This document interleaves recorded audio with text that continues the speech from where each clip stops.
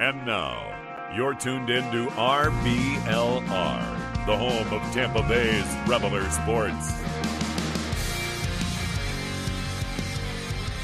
Oh, you're muted, Musab. You're muted.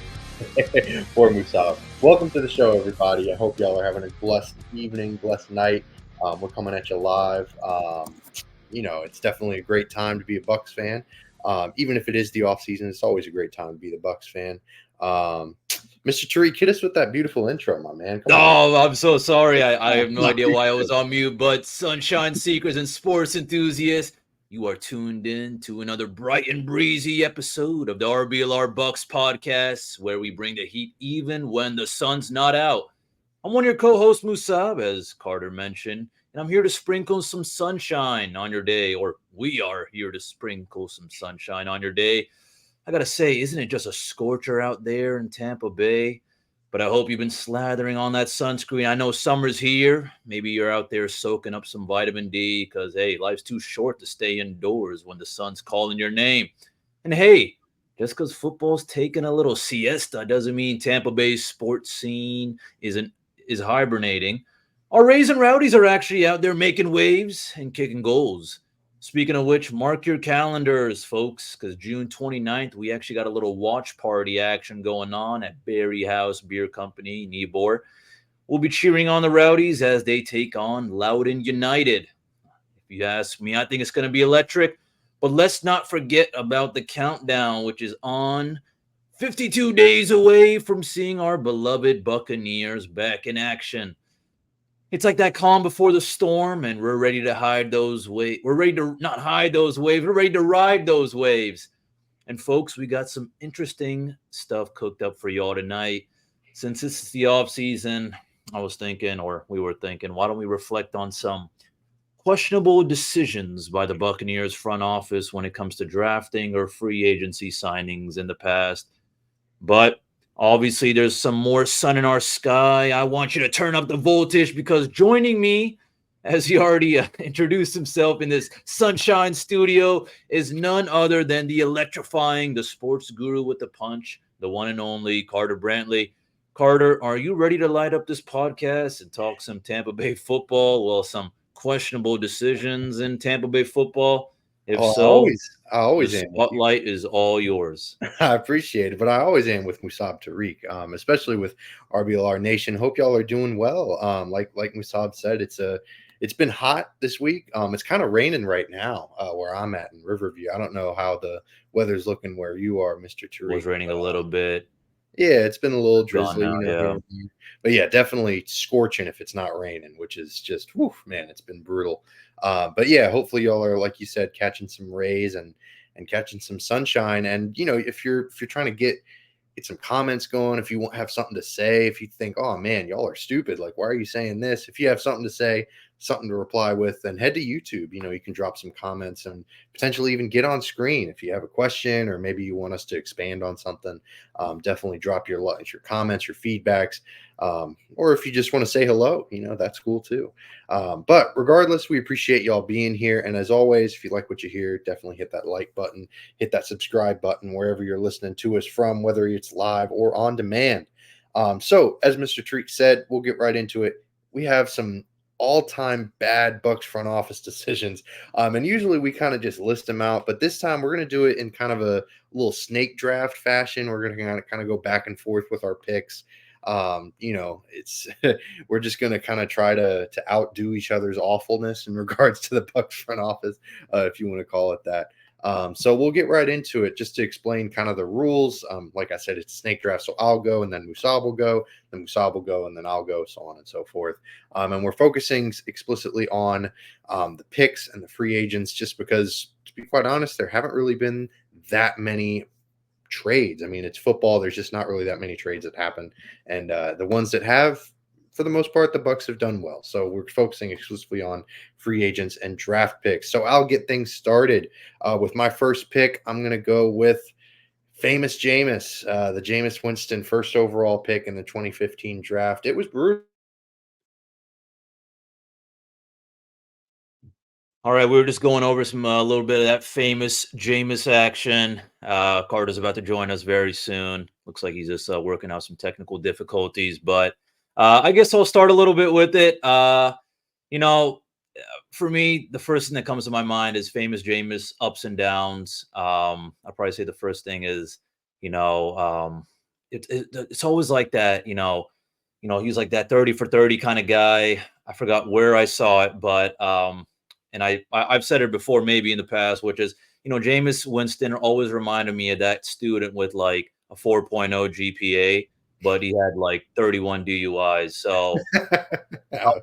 looked, there was always those interceptions, which just made it ugly. And I don't know. I feel like we gave him enough time to show us, some improvement and show us that he's changed. And I know he's probably I think he came up with the excuse that like he got eye surgery or something when he joined the That's team. right. I'll let you elaborate on this because this was your guy. No, for sure. Sorry about that. I guess this rain's kind of messing with the Wi-Fi connection or something. But yeah, it was a heck of a time to be a Bucks fan, to be watching the Bucks play football. It was certainly a roller coaster, that's for sure. The 30 for 30 season, like you mentioned, and yeah, it was a tough time to watch, and to spend a first overall pick like that on him. Just really, really arg ugly. So that's my first pick, just because it's famous Jameis or infamous Jameis, whatever you want to call him. So yeah, that was my first overall pick. Mr. Tariq, how about you, man? The ball's all yours.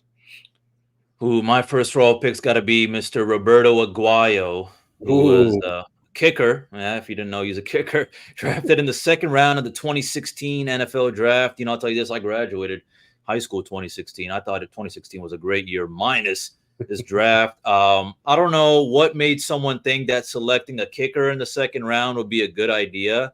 I think it's more than a reach. I think it's something that and correct me, Carter, have you ever seen this before? Someone drafting a kicker this early?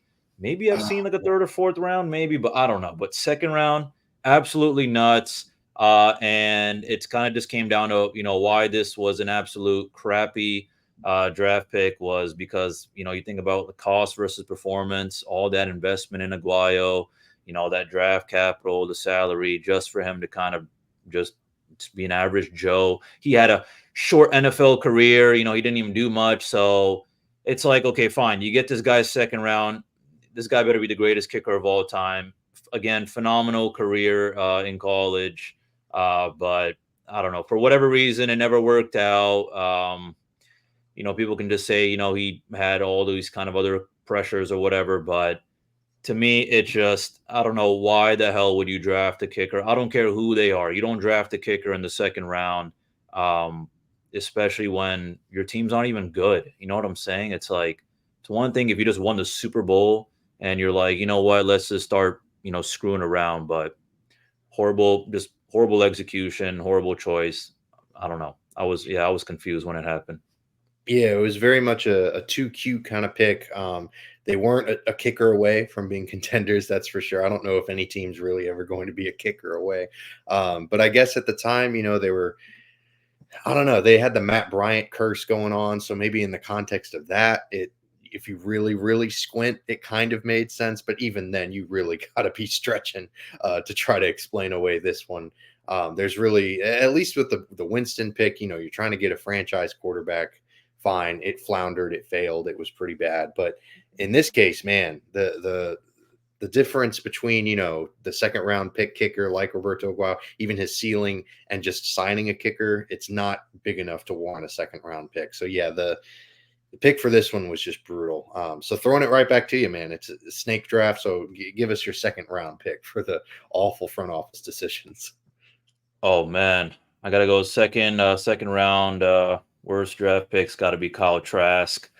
There was once a time I was on the Trask train, but that's way in the past. And if I even was on that train, I would have jumped off already, probably with a bunch of bruises and scrapes, which is what I have internally, knowing that our Buccaneers had chosen him.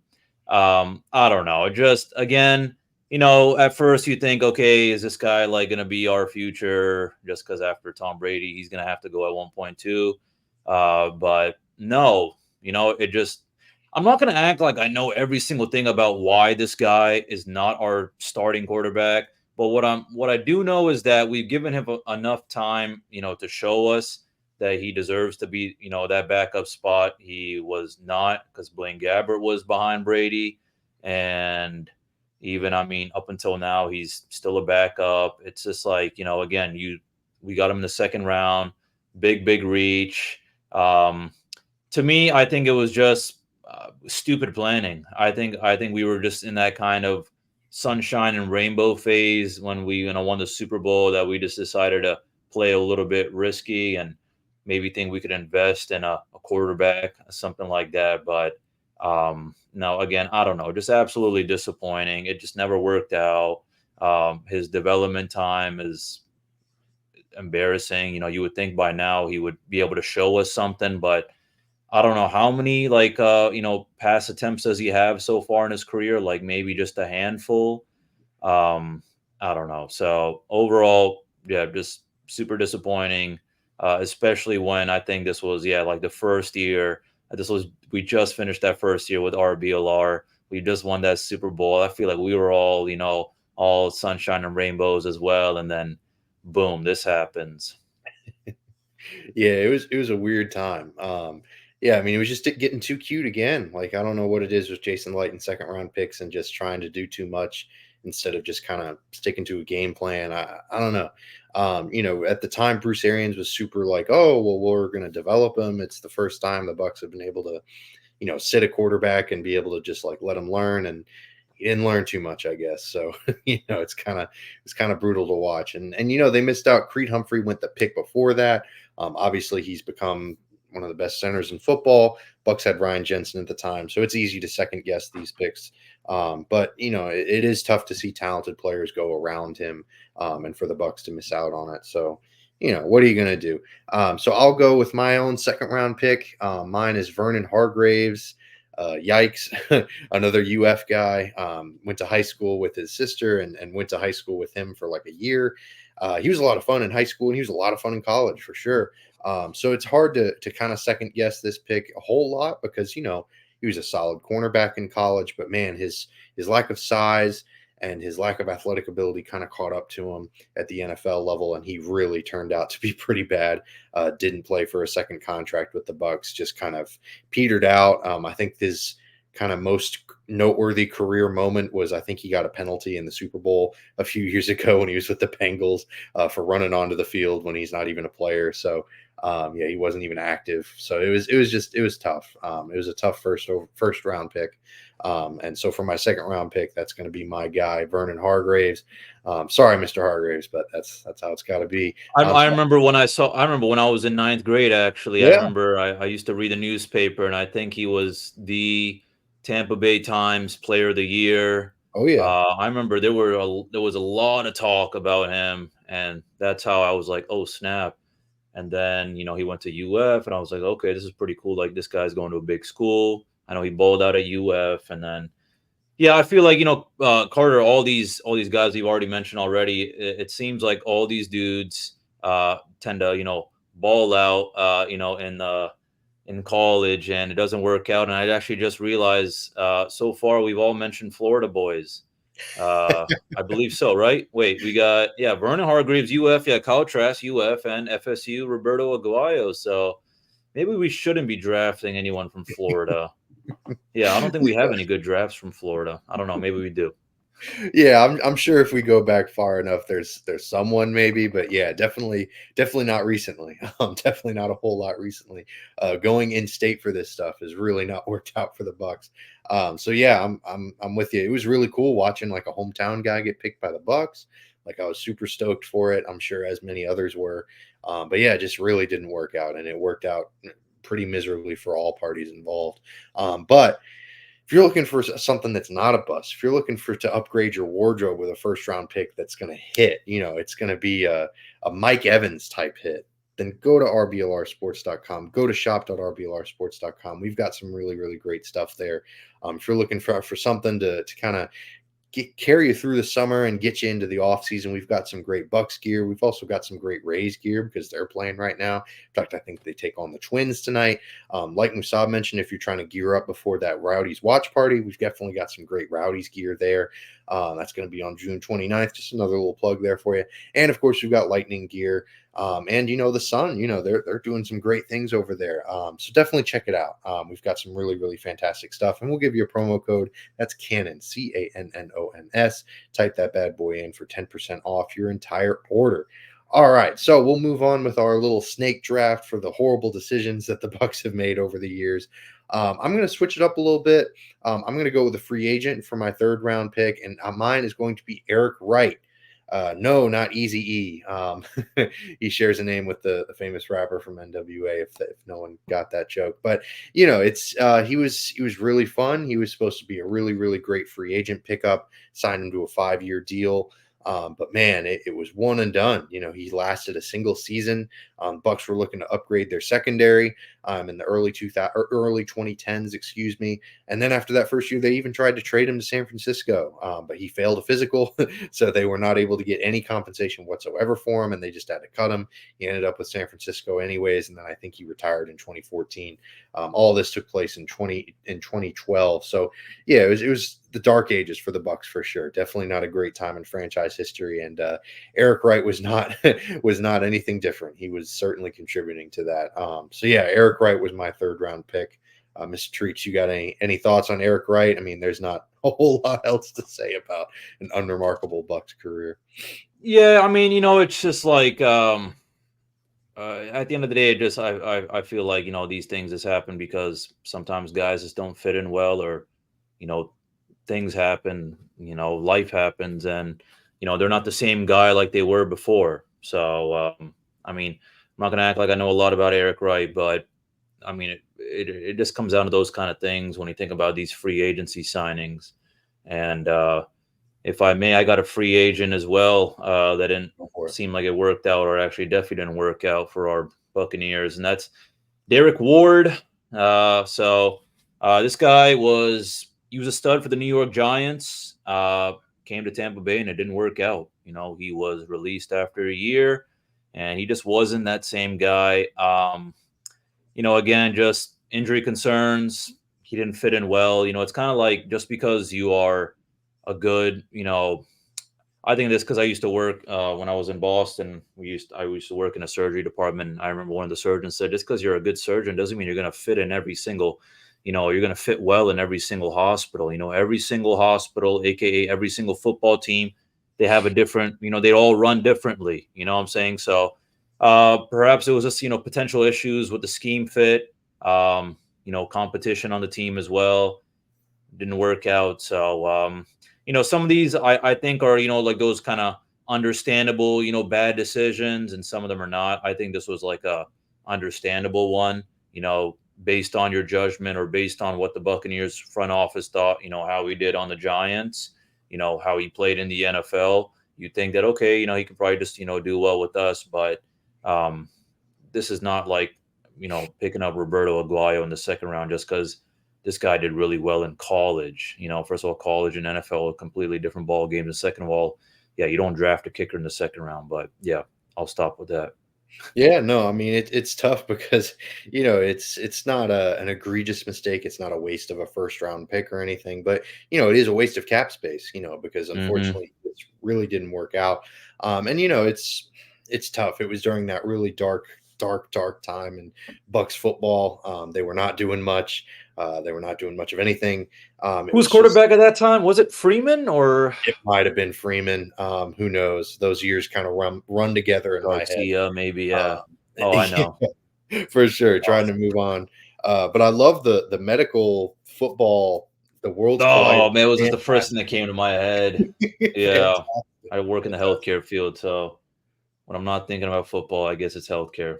For sure. There you go. All right. Well, hit us with your in the 4th round, I think, or fourth round pick. Well, 4th round, yeah. I'll hit you my 4th round. I'm gonna go with OJ Howard. It just didn't work at all with OJ Howard. I mean, I guess maybe there were times where he showed that he could do something, but again, this guy was phenomenal at Bama. I remember actually when we got him, I remember my buddy had told me, dude, you got to check out OJ Howard's tape. And I mean, this guy balled out at Bama, but I don't know. I guess just underutilization. When you get a guy as a first round pick, the expectations are high for sure. And the stats sheet didn't show that he was matching that expectation at all. You want to make some kind of difference, and he didn't do that at all. Barely any impact on the offense, and injuries was also a really big thing as well. So Oh yeah. at the end of the day, it's kind of like, if you're thinking about, football with economics, it's kind of like, the opportunity cost was just not there at all. It was, we were just risking too much for something that was not going to work out well. And again, this one it just straight out sucks because, you got this guy in the first round. And I think about this when I think about my NBA team, the Phoenix Suns. The Phoenix Suns have made so many horrible first round picks, and then they miss out on these phenomenal guys. I'm not going to talk about basketball. I'll just leave it at that. But, it just hurts knowing that I don't remember exactly from the top of my head who we missed out on in that draft and if we didn't get OJ Howard. But, you look back, like, wow, that sucked, especially knowing that this guy was your first round guy. So, yeah. Yeah, absolutely. I mean, OJ had all the talent in the world. He had the size, he had the speed. He looked like he had the athleticism. But yeah, unfortunately, he just couldn't put it all together. And 2017 was a really crazy draft because that's the Mahomes draft. You get Mitchell Trubisky. That's the Myles Garrett. A lot of weird stuff. And they missed out on, like, it was either him or Evan Ingram, and Evan Ingram's turned out to be pretty okay. But man, that's kind of nitpicky. That's a tough call for the Bucs front office. So I don't necessarily put it all on them in this case. But yeah, I mean, it was the Jameis era. They were trying to surround him with some playmakers. They already had Mike. So they were just trying to do their thing and give him another really talented option to throw to. And unfortunately, like you mentioned, health got in the way. A lot of on-field production issues. So yeah, that opportunity cost is tough. And that's the biggest issue with a lot of these mistakes that the front office has made, is that, it's not only the fact that you don't pick a good player, but it's also that you miss out on potentially getting a better one. So yeah, it's definitely tough in that context for sure. So I'll hit us with the final two picks of mine. I'll go with a recent one, Joe Tryon-Shoyinka. And man, it's a bummer because he was another Brady era pick, and he really could have capitalized on being on a really talented team with Shaq Barrett. Just a bunch of really good players on that defense, but unfortunately, he still hasn't capitalized on this opportunity. Luckily, he's still on the roster. Maybe he has a bounce back year at this point. It's hard to believe that, but it still could happen. So yeah, Joe Tryon-Shoyinka, that's my fourth round awful decision pick because he was a first rounder. Excuse me. He was in that, that same echelon as OJ Howard and all these other mistakes that we've been talking about. So yeah, he's going to be my fourth round pick for sure. Yeah. Any thoughts on the JTS pick or how the? No thought. I mean, again, yeah, it's just it's sad to see another first round bites the dust. Well, he didn't exactly bite the dust. I mean, he's with us and he's still doing something, I guess. But I mean, remind me what year he got drafted again? It was I believe it was 2021, I believe. 2021. Yeah. So I mean, look, Yeah. it's been a couple years now. You can't at this point you can't come up with any excuses. You're a first rounder. You got to show us why you're a first rounder. Okay. And yeah, I mean, you got to make a difference. I'm sure you are. I mean, obviously you have him on your worst decision snake draft, but yeah, I can safely say he is not a difference maker. Mm-mm. And you want your first round to be a difference maker, which he was not. And yeah, I agree with you. It sucks.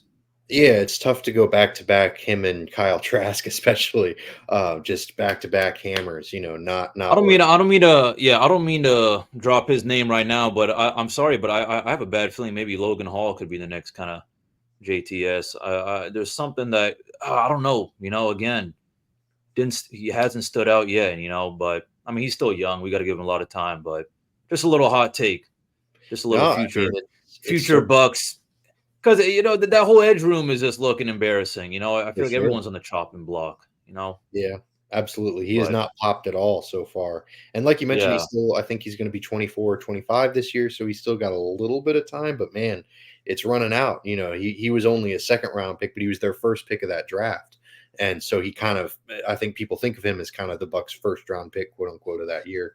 So yeah, Logan Hall could very well end up on this list. He could very well end up being a member of the snake draft of bad front office decisions. And I'll finish it out or I'll finish my picks out with Russell Gage, a free agent option. okay. And yeah, you feel for Russell Gage because a lot of it was injuries, and he only had 2 years here. So it's kind of hard to really hammer down on it too much. But man, it was tough. It was a lot of money, and it was the wide receiver position. The Bucks could have really used a third wide receiver, a dynamic playmaker, especially after the Antonio Brown debacle, whatever you want to call it.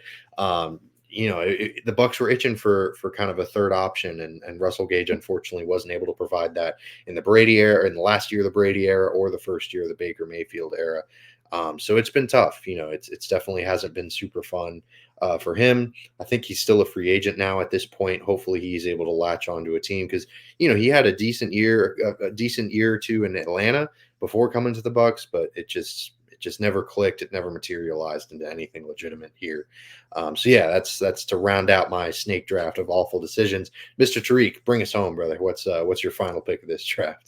Oh man, my final one. This one, first of all, I want to give you a shout out, Carter, because I didn't realize this before until you had mentioned this, and that is Bo Jackson.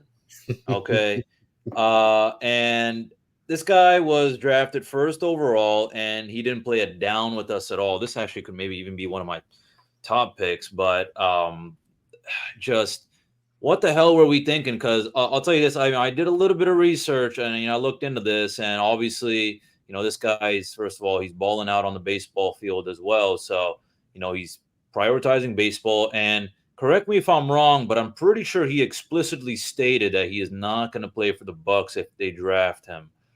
Yep. And the Buccaneers had called his bluff, and they still drafted him, which it doesn't get more stupider than that, Carter. I mean, what makes you think to draft someone, when they say that they are not gonna, they're not gonna play for you, and our producers give me a little bit more, wants me a little bit more background information. What kind of really pissed him off with this whole Buccaneers situation was, that private jet trip to Tampa had cost him the remainder of his college eligibility in Yep. baseball. So that's why he said, you know what, I am not going to play for the Buccaneers if they draft me. And what did they do? They drafted him, and he didn't play for the Buccaneers, of course. He stuck to his words, which I don't blame him at all. No. I don't know. I mean, it's just straight up just stupid. The guy says, I'm not going to play for you. And you say, yes, you are. And he says, no, I'm not. And that's the end of the story.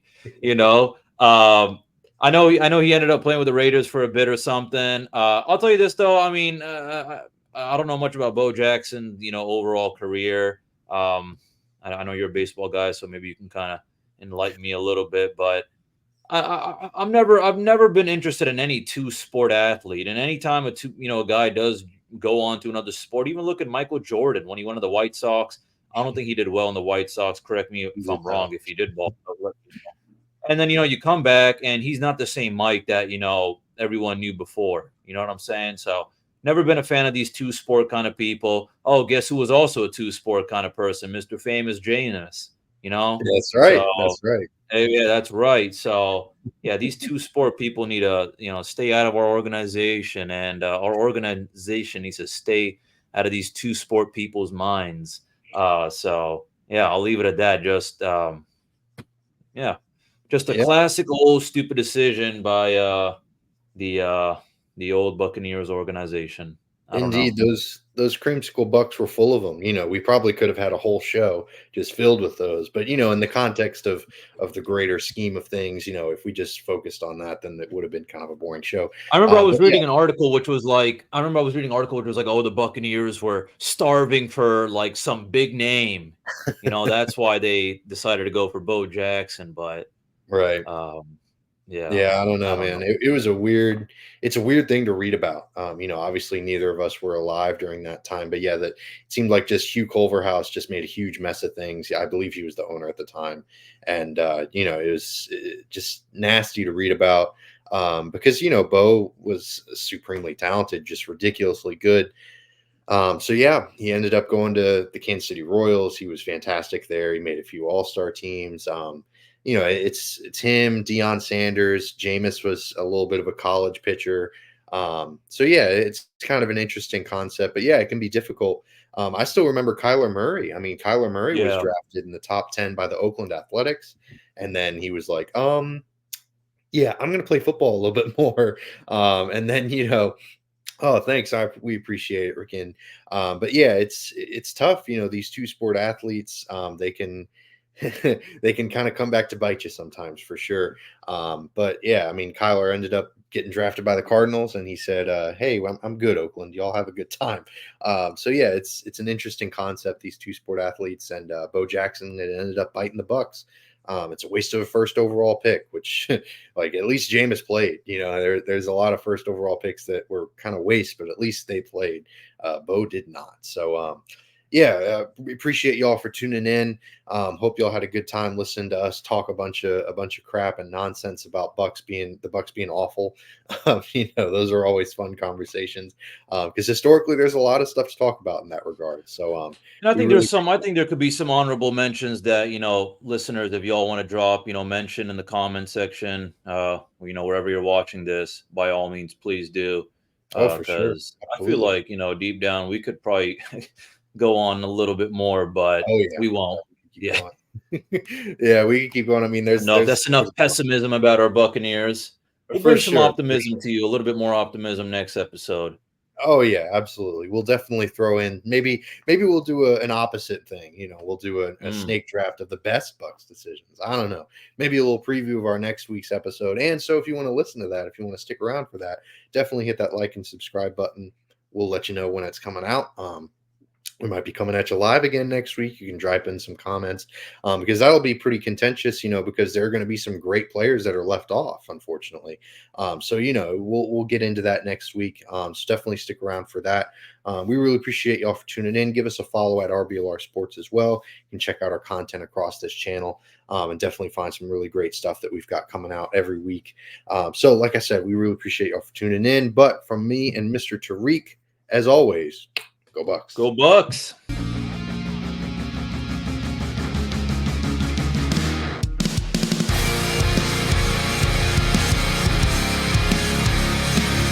Thank you for tuning into this presentation by RBLR Sports. On your way out of the stadium, please remember to like and subscribe.